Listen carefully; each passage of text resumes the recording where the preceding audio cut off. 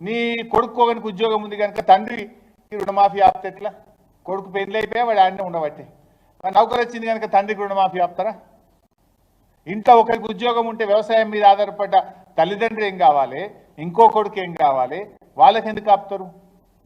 అంటే డేట్ల పేరు మీద కొన్ని, ఎన్పిఏ పేరు మీద కొన్ని, ఫ్యామిలీ పేరు మీద కొన్ని, ఒంటరి రైతులు పేరు మీద కొన్ని, రైతు చనిపోవడం మీద కొన్ని, ఆధార్ మిస్ మ్యాచ్ మీద కొన్ని, రేషన్ కార్డు మీద కొన్ని, ఇట్లా 31 రకాల సాకులు పెట్టి కోతలు కోతలు కోతలు పెడతా ఉన్నారు. ఇది కోతల ప్రభుత్వం. కాంగ్రెస్ పార్టీ ఎట్లా తయారైపోయిందంటే నిజంగా చెప్పాలంటే ఈ కాంగ్రెస్ సర్కార్ కంజూస్ సర్కార్ అయిపోయింది నా దృష్టిలో. ఈ కాంగ్రెస్ ప్రభుత్వం కాదు, ఇది కటింగ్ ప్రభుత్వం అయిపోయింది. ఈ ప్రభుత్వం తీరు అన్నిట్లా కోతలే. కోతలు ఎట్లా పెట్టాలనే దాని మీద ఎక్కువ దృష్టి ఉన్నది.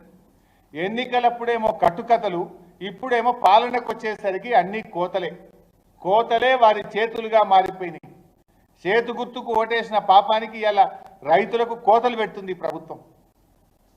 ఆ రోజు నమ్మి ఓట్లేసిండ్రు, కానీ ఇలా అన్ని కోతలు పెడతా ఉన్నది ఇవాళ కాంగ్రెస్ ప్రభుత్వం.